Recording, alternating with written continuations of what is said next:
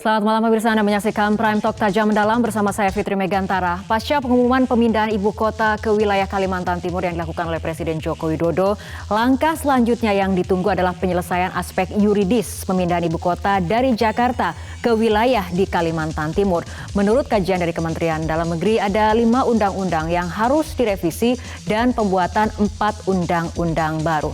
Ya, Menteri Perencanaan Pembangunan Nasional atau PPN Kepala Bappenas Bambang Brojonegoro menargetkan penyerahan rancangan undang-undang tentang pemindahan ibu kota ini akan dilakukan tahun ini, tepatnya di akhir tahun 2019. Salah satu fokus yang pertama diserahkan adalah mengenai RUU Daerah Khusus Ibu Kota DKI. Dan kita lihat grafis berikut ini di mana memang pemerintah bersama DPR ini perlu membahas mengenai perubahan dan pembentukan peraturan perundang-undangan sebagai dasar hukum rencana pemindahan ibu kota. Setelah RUU kemudian sampai ke DPR, kemudian akan dibawa ke paripurna untuk memutuskan apakah RUU ini akan dibahas atau tidak, dan kemudian juga akan mengalami pembahasan di rapat pimpinan DPR. Dan menurut sebagian pendapat mengatakan pembahasan mengenai pembentukan payung hukum atau regulasi terkait pemindahan ibu kota ini harus dilakukan melalui pembentukan pansus atau panitia khusus DPR dengan pertimbangan bahwa undang-undang soal pemindahan ibu kota tidak hanya terkait dengan pemerintahan melainkan lintas sektor. Dan pembahasan regulasi pemindahan antara lain tidak ada beberapa aspek yang kemudian dibahas, yaitu menyangkut sejumlah hal, antara lain mengenai perencanaan, teknis pemindahan, dan yang terakhir adalah mengenai penganggaran ataupun anggaran. Pemerintah melalui Kementerian Keuangan mengatakan kebutuhan dana untuk pemindahan ibu kota ini mencakup sekitar 466 triliun rupiah. Dan tidak hanya mengandalkan APBN, karena apabila kemudian dari skema yang dilakukan ataupun yang dirilis oleh Kementerian Keuangan, dana pemindahan ibu kota dari APBN hanya sekitar 19,2% atau sekitar 89,47 triliun rupiah. Dan tidak hanya itu, kemudian skema pembiayaan juga melibatkan skema kerjasama pengelolaan aset di ibu kota baru dan DKI Jakarta. Dan kemudian pembiayaan pemindahan ibu kota ini juga akan mengandalkan skema kerjasama antara pemerintah dengan badan usaha, di mana kita lihat dalam skemanya adalah sekitar 54,6% atau perkiraannya sekitar 254,44 triliun rupiah. Tidak hanya kerjasama antara pemerintah, badan usaha, skema pembiayaan ataupun dana pembiayaan juga nantinya akan diserahkan kepada swasta, yaitu dengan skema 26,2% atau sekitar 122,09 triliun rupiah. Itu tadi adalah mengenai skema pembiayaan pemindahan ibu kota yang dirilis oleh Kementerian Keuangan. Kemudian pertanyaan selanjutnya, bagaimana dengan regulasi yang disiapkan oleh pemerintah? Kapan akan diserahkan kepada DPR? Berikut kita ikuti pernyataan dari Kepala Bappenas Bambang Brojonegoro.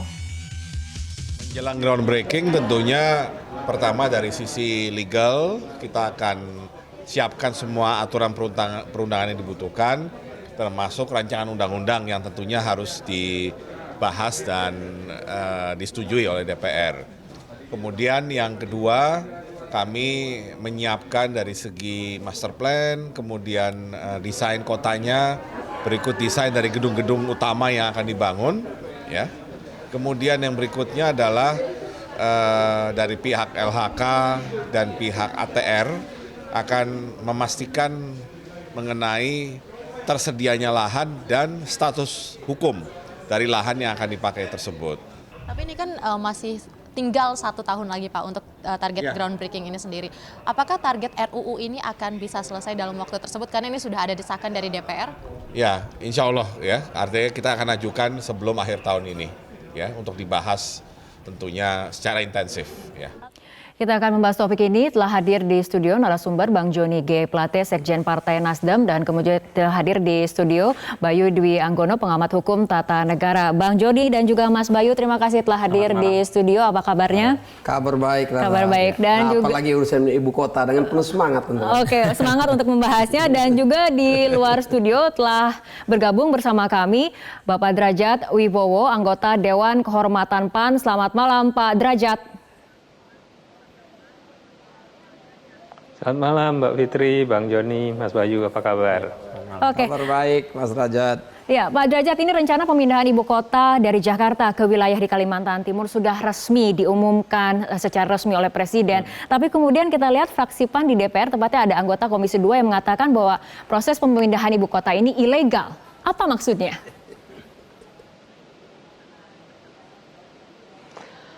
Iya, kalau dalam posisi saat ini kan memang dasar hukumnya masih belum ada. Jadi tentu dasar hukumnya perlu disiapkan dulu supaya proses ini menjadi legal begitu. Karena kalau untuk status sekarang ini kan tadi sudah diungkapkan banyak sekali undang-undang yang harus diubah. Tadi Mas Cahyo menyebutkan ada 5, tapi saya rasa Undang-Undang Kementerian Negara mungkin perlu juga kita cek apakah perlu diubah atau tidak ya. Kemudian juga saya rasa masih ada beberapa undang-undang lain yang perlu dicek ya. Ya, mengenai ilegal ini kemudian Kepala Bappenas sudah membantah sendiri karena mengatakan Presiden baru hanya mengumumkan lokasi yang paling ideal untuk ibu kota, bukan serta-merta memindahkan ibu kota ke wilayah yang baru.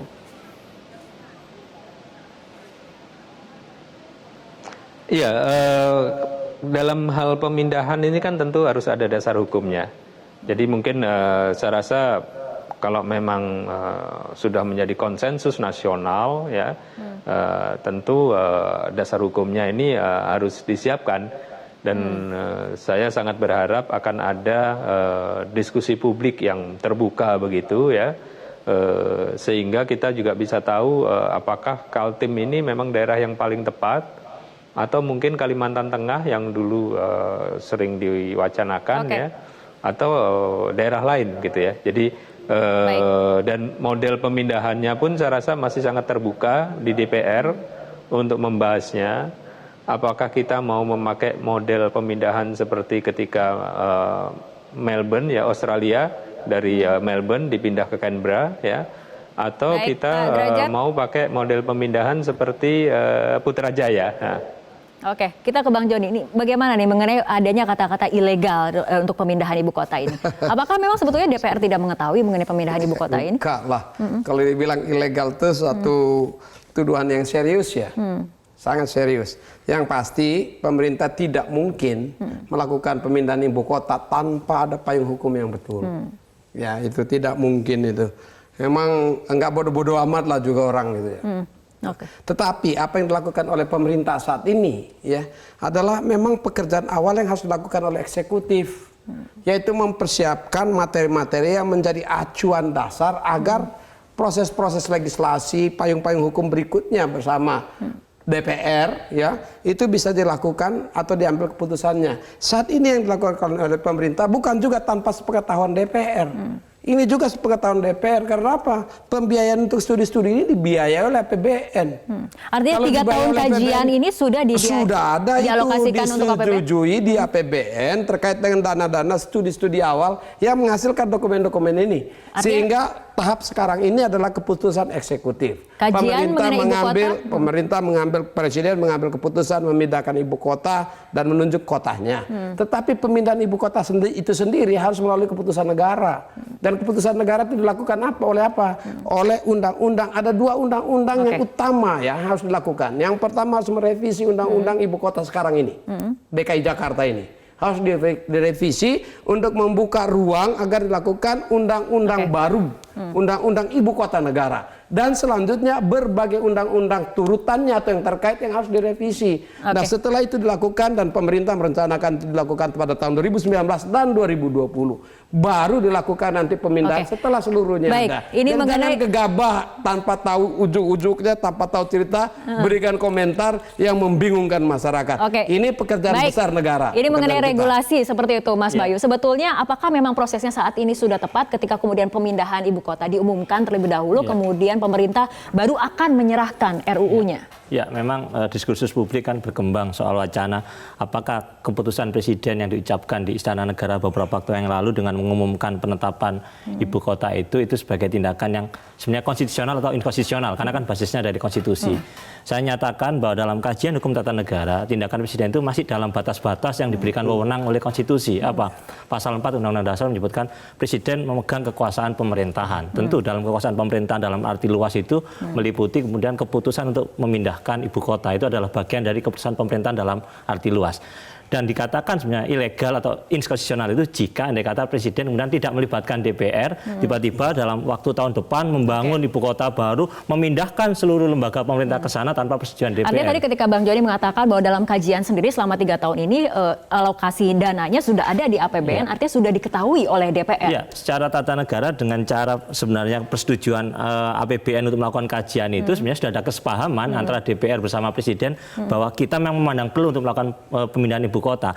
Cuman bagaimana penetapan ibu kotanya, wilayah mana yang dipilih lah. DPR mengatakan, hai presiden, itu wewenang Anda untuk kemudian melakukan kajian karena Anda punya perangkat kementerian yang cukup untuk melakukan hal itu. Oke, Pak Derajat, kita akan tunggu tanggapan Anda mengenai bahwa sebetulnya DPR sudah mengetahui dengan adanya alokasi untuk kajian pemindahan ibu kota. Tapi kita akan ikuti jeda berikut terlebih dahulu.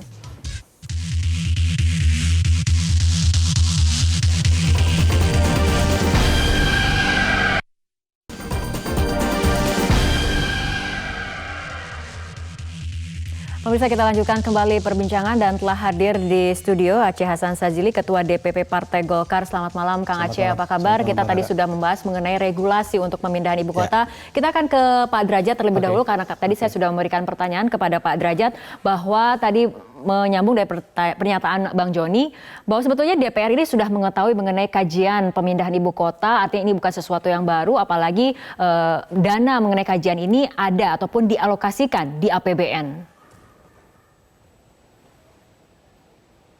Ya, kalau dana kajian dialokasikan itu saya rasa wajar ya, mungkin dialokasikannya di Bappenas.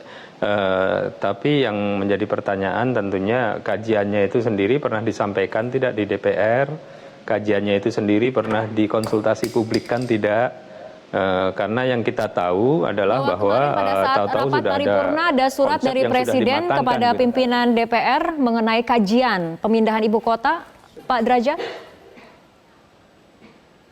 Ya, kalau surat itu kan hanya penyampaian saja.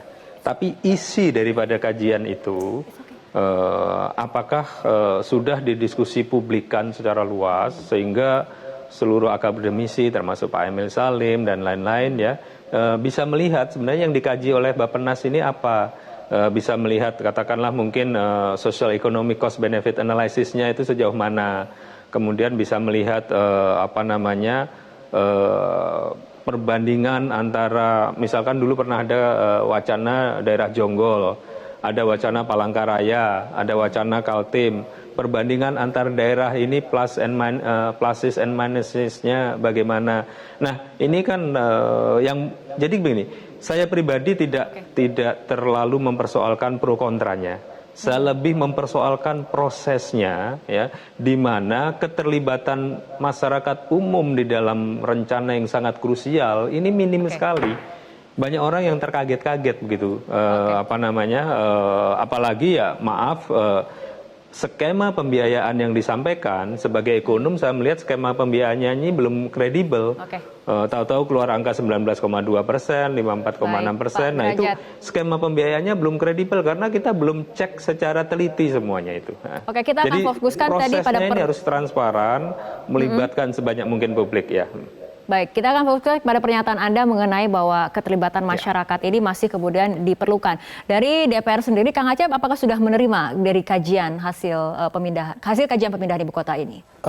Ya, saya hanya mendengar pada saat paripurna. Tetapi begini, pertama tentu kita semua anggota DPR pernah mendengarkan di dalam rapat paripurna yang Presiden menyampaikan pidato kenegaraan, beliau mengappeal, meminta izin kepada seluruh anggota DPR, MPR waktu itu dan DPD untuk memindahkan ibu kota begitu ya. Yang kedua, dalam rapat paripurna 2 hari yang lalu, beliau juga Presiden telah menyampaikan surat ke DPR dan dibacakan oleh pimpinan begitu.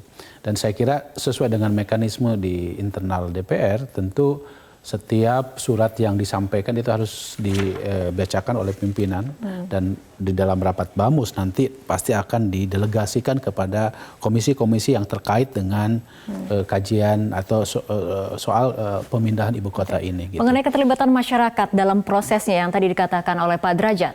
Ya saya kira sebagai sebuah usulan yang disampaikan oleh Presiden ya, saya kira wacana ini kan sebetulnya sudah lama begitu ya. Dan menurut saya pada akhirnya pasti masyarakat akan dilibatkan di dalam proses penentuan ini. Karena ini kan bukan tiba-tiba kita akan langsung jadi begitu ya. Apalagi proses pembahasan legislasi, karena kita tahu bahwa dasar dari pemindahan ibu kota dan penetapan ibu kota juga kan dasarnya undang-undang. Sebagaimana kita tahu pasti proses di dalam penentuan atau pembahasannya sampai ke tingkat undang-undang, saya kira itu pasti akan melibatkan uji publik. Oke. Tapi sikap dari DPR ini juga ada beberapa kemudian yang mempertanyakan mengenai rencana pemindahan ibu kota. Salah satunya adalah Wakil Ketua DPR Fadlizon yang mempertanyakan keputusan pemindahan ibu kota yang dilakukan oleh Presiden Joko Widodo. Bahkan Fadlizon menyindir Presiden dengan menyebut ide tersebut berasal dari sumber yang tidak jelas.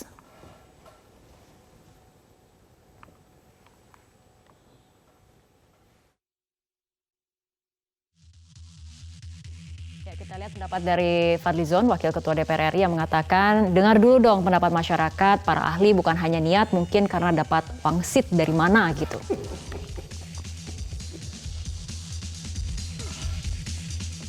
Bang Jody mungkin tanggapannya? Ya, barangkali Pak Fadlizonnya yang belum jelas gitu. Karena dia belum baca dokumennya, sudah beri komentar. Tidak mungkin pemerintah sebesar Indonesia ini, apalagi Pak Joko Widodo dengan bekerja yang selalu tekankan prudent proses dan kecepatan itu, mengabaikan atau mendengar wangsit pindah ibu kota. Enggak lah, mengelola negara ini dengan tanggung jawab yang besar. Nah, publik memang sampai saat ini ya justru memang prosesnya heavy eksekutif selama 3 tahun ini. Ya. Begitu sudah jadi dokumennya, nah sekaranglah publik masuk ke dalamnya. Sekaranglah waktunya DPR masuk ke dalamnya. Untuk apa? Untuk menelaah lebih lanjut, ya lebih dalam semua yang Pak Derajat sampaikan tadi. Untuk marilah kita periksa semuanya dengan baik. Jadi ini kemudian bukan tiba-tiba ada seperti itu ya? Tidak mungkin kita memulai sesuatu tanpa ada cikal bakalnya. Apalagi pekerjaan memindahkan ibu kota ini, pekerjaan besar bangsa ini yang harus punya future outlook. Kenapa? Ya Indonesia masa depan tuh nanti gambarannya ada di ibu kota negara kita itu. Oke, Mas Bayu, artinya kalau misalnya kita berbicara ini bola mengenai rencana pemindahan ibu kota, apakah ada di tangan parlemen atau seperti apa? Jadi begini, konstitusi kita atau regulasi kita secara umum memang belum ada yang mengatur bagaimana teknis tentang penetapan atau pemindahan ibu kota. Ibu kota negara itu hanya ada 2 frase di dalam Undang-Undang Dasar. Di pasal 2 ayat 2, MPR itu bersidang sekali dalam 5 tahun di ibu kota negara. Yang kedua, BPK berkedudukan ibu kota negara. Terus bagaimana cara menentukan ibu kota negara, menetapkan perubahan, itu memang belum ada regulasinya. Sehingga memang kemudian difahami, karena produk hukumnya itu adalah berupa undang-undang, maka itu membutuhkan persetujuan dari Presiden dan DPR. Tinggal inisiatifnya di mana? Tadi kan disepakati bahwa inisiatifnya Presiden akan melakukan kajian. Nah, ini berbicara inisiatif mengenai RUU sendiri, apakah ini dari pemerintah kemudian akan menyerahkan dari RUU pemindahan ibu kota, ataukah DPR juga bisa melakukan pandangannya mengenai revisi undang-undang ini? Ya, persiapan pemindahan ibu kota itu kan harusnya teknokratis ya, dilakukan oleh lembaga-lembaga yang memang punya perangkat cukup, kajian cukup. Pemerintah punya Kementerian PPN, Bappenas. Sementara kalau di DPR ini kan mungkin kayak undang-undang pemilu, undang-undang yang hal sifatnya politik bolehlah DPR. Tapi kalau yang terkait dengan teknokratis, kajian yang memang harus terperinci, kemudian kajian-kajian yang memang dilakukan dalam jangka panjang dan butuh fokus, memang harusnya memang inisiatif dari pemerintah. Sehingga memang sudah tepat, tinggal memang ini ada sebagian anggota DPR yang mungkin belum terlalu sabar, tidak punya tingkat kesabaran, jadi merasa bahwa ini masih di ruang eksekutif sudah bilang, loh kok kami nggak dilibatkan, padahal nanti ada ruang ketika itu sudah dibuat oleh Presiden dalam bentuk apa? Rancangan undang-undang dan naskah akademik. Jadi kajian ini nanti ada bagian dari naskah akademik yang disusun, nanti akan dibahas oleh DPR. Di sana silahkan dipansus berbagai anggota DPR untuk kemudian kalau dalam tanda kutip membuka semua dokumen itu untuk kemudian membuat pertanyaan-pertanyaan. Tahapannya masih di eksekutif, bersabar dulu, nantinya juga legislatif juga akan dilibatkan. Iya, cuman memang soal partisipasi publik saya setuju bahwa memang partisipasi publik tidak perlu menunggu ketika pembahasan di DPR. Begitu Presiden saat ini tidak ada salahnya juga kemudian mempublish hasil kajian itu, terutama aspek regulasi misalkan, agar memang seluruh masyarakat merasa memiliki pemindahan ibu kota, dan itu saya pikir hal yang baik sebenarnya. Oke, selain kemudian dari sisi regulasi, ini skema pembiayaan juga kemudian menjadi pembahasan yang cukup menarik seperti itu, dan kita akan bahas mengenai masalah ini. Kita ikuti jeda berikut terlebih dahulu.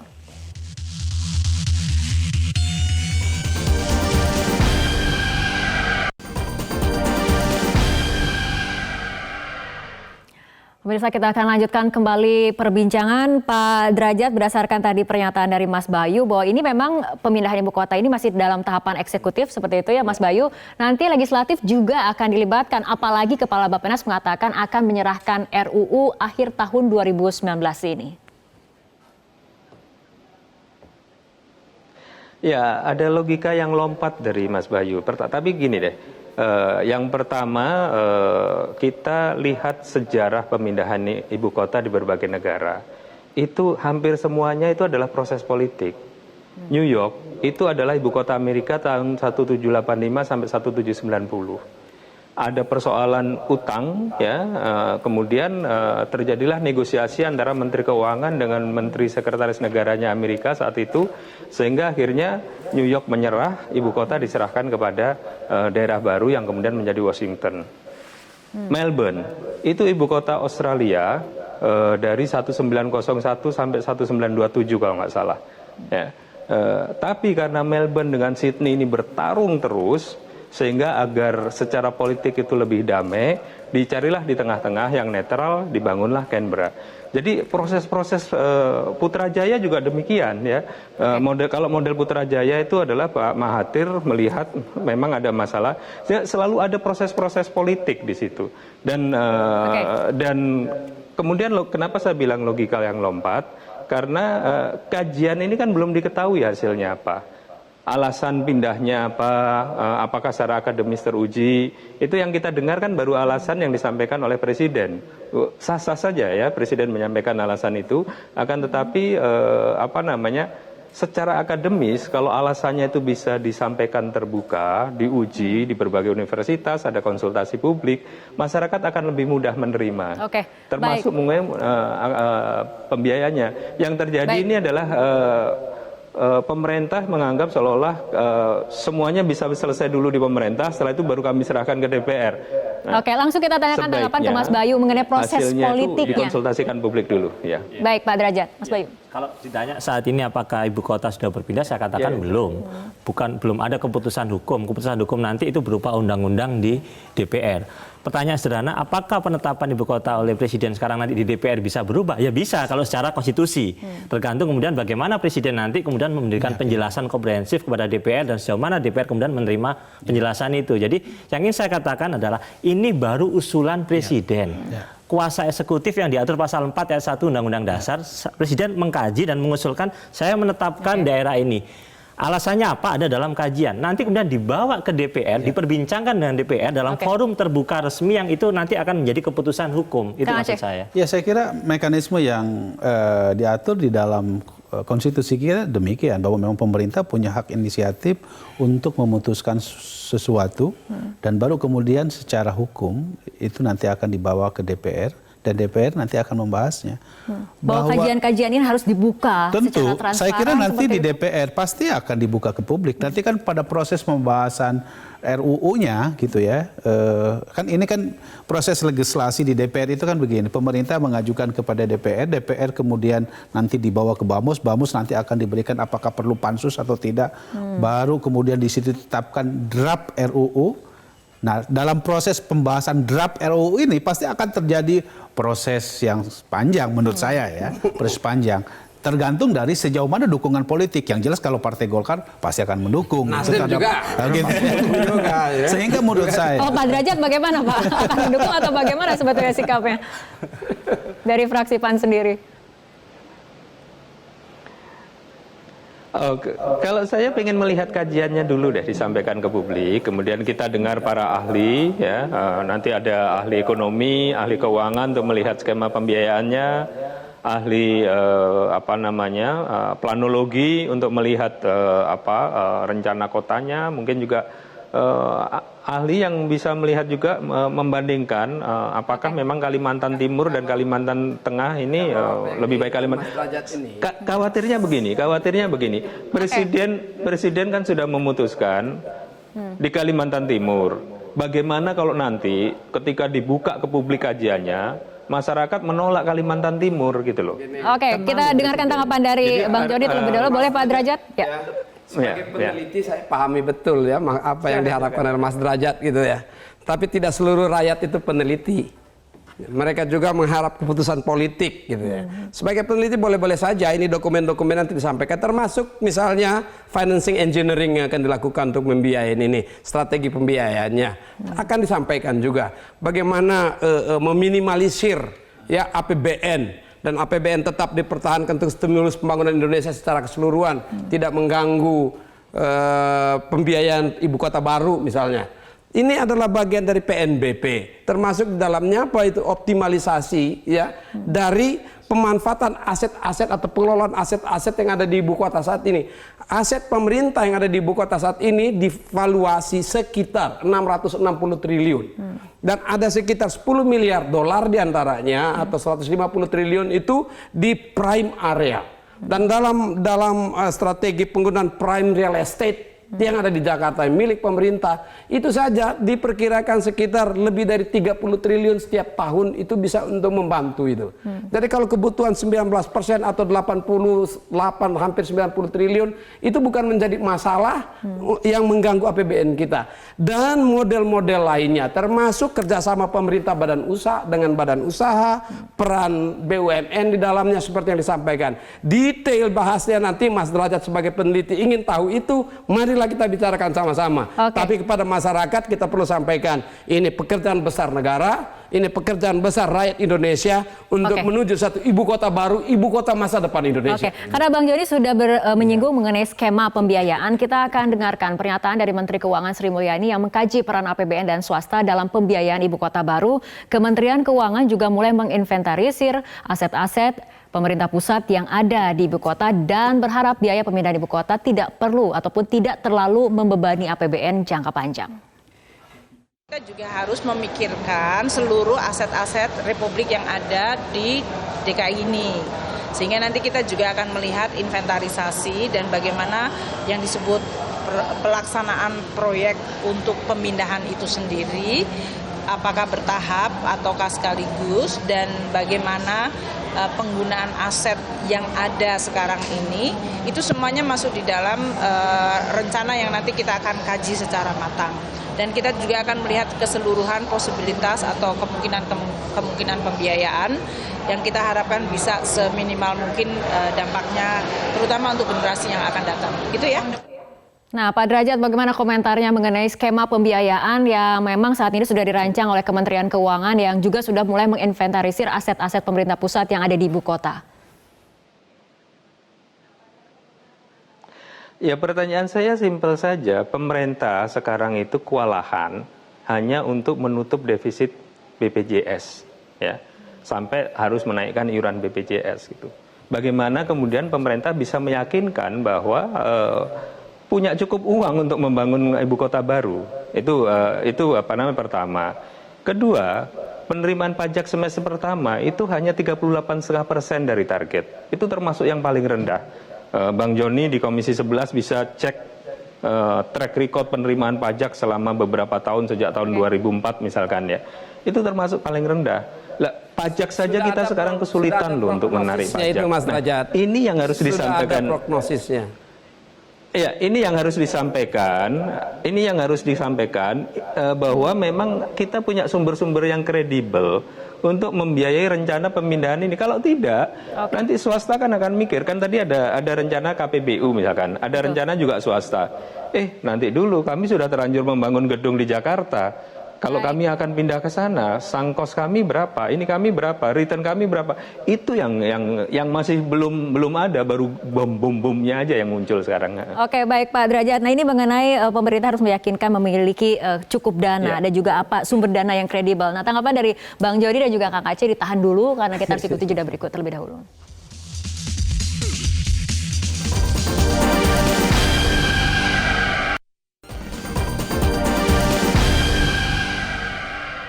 Kita akan lanjutkan kembali diskusi kita malam hari ini, Bang Jody dan juga Kang Aceh. Ini bagaimana dengan pernyataan Pak Derajat yang mengatakan ini pemerintah harus meyakinkan bahwa memiliki dana yang cukup untuk pemindahan ibu kota, dan yang terpenting adalah sumber dana ini harus kredibel seperti itu. Mungkin dari Bang Jody terlebih dulu. Ya, yang pasti ya bahwa pembiayaan ini, strategi pembiayaan akan diatur sedemikian rupa oleh pemerintah. Yang pertama tidak membebankan APBN.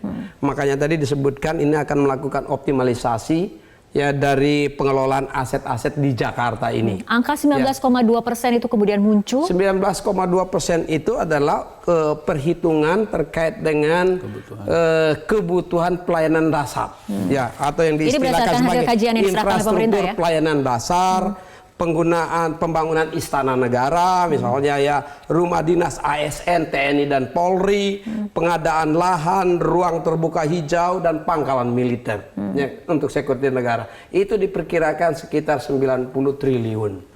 Dan itu bisa dibayar dari mana? Nggak usah ngambil dari APBN, dari penerimaan negara bukan pajak, melalui apa? Optimalisasi penggunaan aset yang ada di ibu kota di prime area itu. Yang tadi saya sampaikan itu diperkirakan sekitar 33 triliun lah per tahun. Dan dalam 3 tahun barang ini dibangun kan sudah cukup.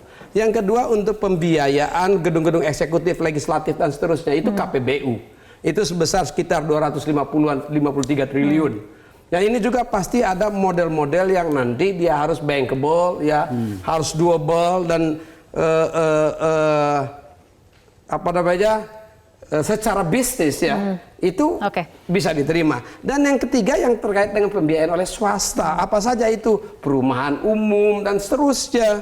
Artinya apakah swasta nantinya akan dilibatkan dalam pembangunan sektor-sektor terutama yang menyangkut dengan kedaulatan negara berdasarkan hasil kajian yang diserahkan pemerintah? Untuk kedaulatan negara itu APBN. Itu harus dari APBN. Artinya swasta sama sekali tidak akan menyentuh. Swasta akan terlibat di mana? Yang memang secara komersial dibutuhkan. Bangun rumah dibeli orang kan itu swasta. Jangan pemerintah bangun rumah.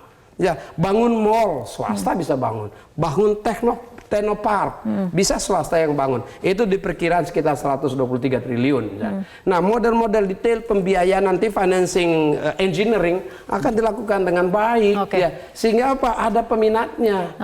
Ini kajian mengenai skema pembiayaan kan akan kemudian dibahas di parlemen, Kang Aceh. Menurut Anda dengan skema pembiayaan saya kira tidak dibahas di parlemen. Yang dibahas di parlemen itu adalah undang-undangnya, ya, undang-undangnya dan APBN. Yang lain-lainnya nanti pemerintah.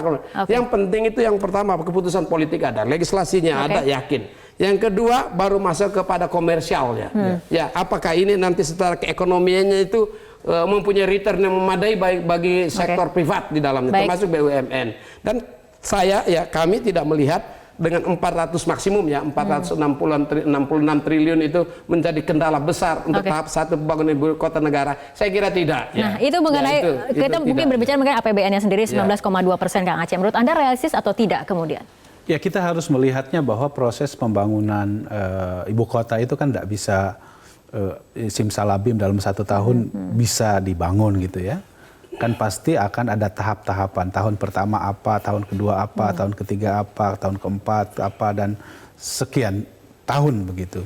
Dan semua proses itu saya meyakini bahwa mungkin dalam desainnya pasti akan dibahas secara bersama-sama di DPR. Tapi lihat dari angkanya sendiri, Kang Aceh, menurut Anda dari DPR, apakah sebetulnya harusnya lebih dari 19,2%, kemudian dana pemindahan ibu kota itu, atau harusnya lebih kecil dari 19,2%? Kalau tadi yang disampaikan berdasarkan atas penjelasan Bappenas gitu ya, terkait dengan misalnya ada APBN, ada KPBU, ada swasta, saya kira bisa masuk akal jika 19,8% itu masuk ke dalam APBN gitu ya.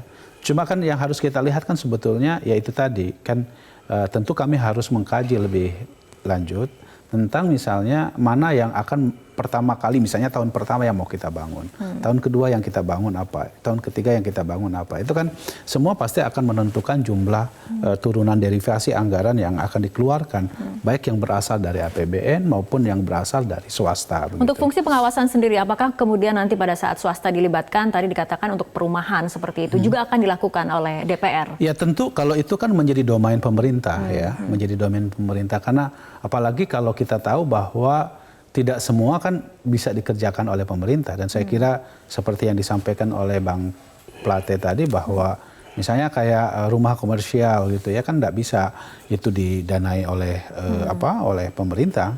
Sebab pasti kan kalau misalnya ada aktivitas apalagi aktivis pemerintahan, pasti ada turunan ekonominya. Oke. Jadi saya tambah sedikit ya, misalnya yang ditanya terkait APBN ya, itu kerjasama pemanfaatan aset itu antara lain pinjam pakai gedung-gedung yang ada di Jakarta, karena Pemda ya bisa gunakan itu. Yang kedua pola BOT, ya berapapun tahun, apa 30 tahun, 25 tahun dan seterusnya. Ya, yang ketiga sewa. Jangka 5 tahun, jangka 3 tahun yang bisa dilakukan perpanjangan. Ya, kerjasama pemanfaatan aset yang diperkirakan dengan 660 triliun aset pemerintah di prime area di Jakarta, ya bisa lah menghasilkan itu. Yang menurut perhitungan sementara nanti akan dilakukan revaluasi dan perhitungan lebih mendalam, tidak akan kurang dari sekitar 30-an triliun per tahun. Dan itu sudah cukup untuk pembangunan 3 tahun dari porsi APBN. Bang Joni, tapi singkat saja mengenai skema yang kemudian dicanangkan ataupun diwacanakan oleh pemerintah ataupun Bappenas mengenai availability payment ketika kemudian skema kerjasama antara pemerintah dengan badan usaha. Ini menurut Anda seperti kan apa? ada dua, ya mau bayar seluruhnya di depan atau dibayar secara cicil. Nah itu pilihan, nanti akan secara detail dilakukan pembahasannya. Kalau tersedia fund yang cukup ya satu kali bayar semuanya. Kalau tidak ya sesuai dengan revenue stream pemerintah dari PNBP. Apa setiap tahun ada 30-an triliun ya bayarlah segitu. Oke, baik, kita akan lanjutkan kembali perbincangan, tapi seperti biasa kita harus ikuti jeda berikut terlebih dahulu.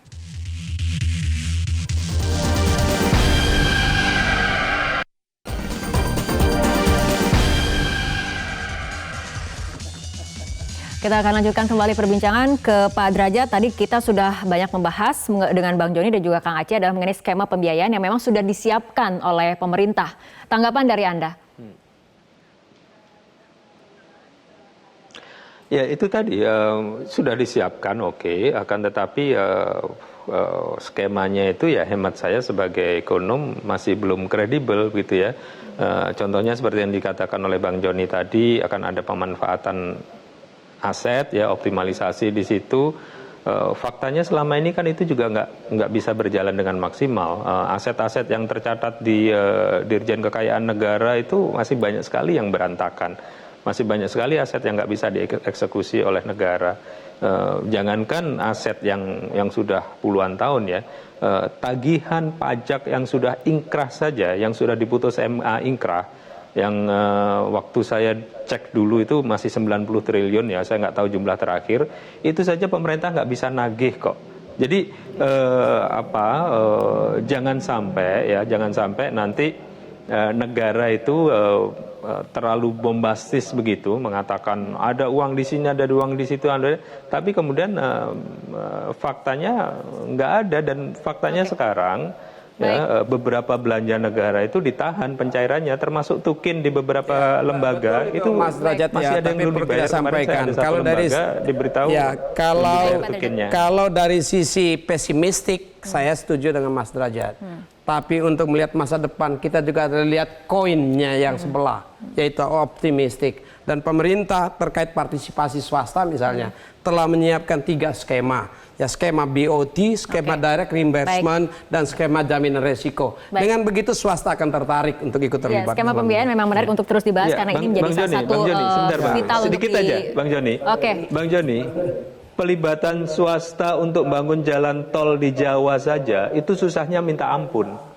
Makanya untuk dalam skema jaminan resiko, jadi dengan belajar mungkin itu nanti kalau saya kembali ke Jakarta Derajat, kita bicarakan lah ya. Setuju sekali, tapi kita tidak bisa mengeneralisir. Terkait dengan problem di Jawa, tentu berbeda dengan ibu kota baru, di mana di situ ada skema jaminan resiko atas revenue swasta. Dan itu akan memberikan harapan dan bahkan swasta akan sangat berminat untuk itu. Ada artinya ini masukan dari semua pihak kepada pemerintah untuk memang mematangkan bagaimana sumber-sumber dana itu sendiri. Singkat saja Mas Bayu mengenai sisi regulasi. Ya, pasti menarik nanti lihat perdebatan Nasdem dengan PAN di dalam forum pembahasan di DPR. Ini adalah pemanasan menurut saya. Tapi beginilah, kita akan membuat keputusan negara pemindahan ibu kota melalui undang-undang. Presiden melalui Kepala Bappenas menyatakan akan mengajukan di akhir tahun ini dengan menunggu anggota DPR yang baru, karena DPR yang sekarang kan nggak mungkin menyelesaikan itu, nggak kenal juga carry over atau pemindahan pembahasan RUU. Tapi begini menurut saya, nggak perlu juga sebenarnya pemerintah harus menunggu partisipasi publik pembahasan undang-undang di DPR.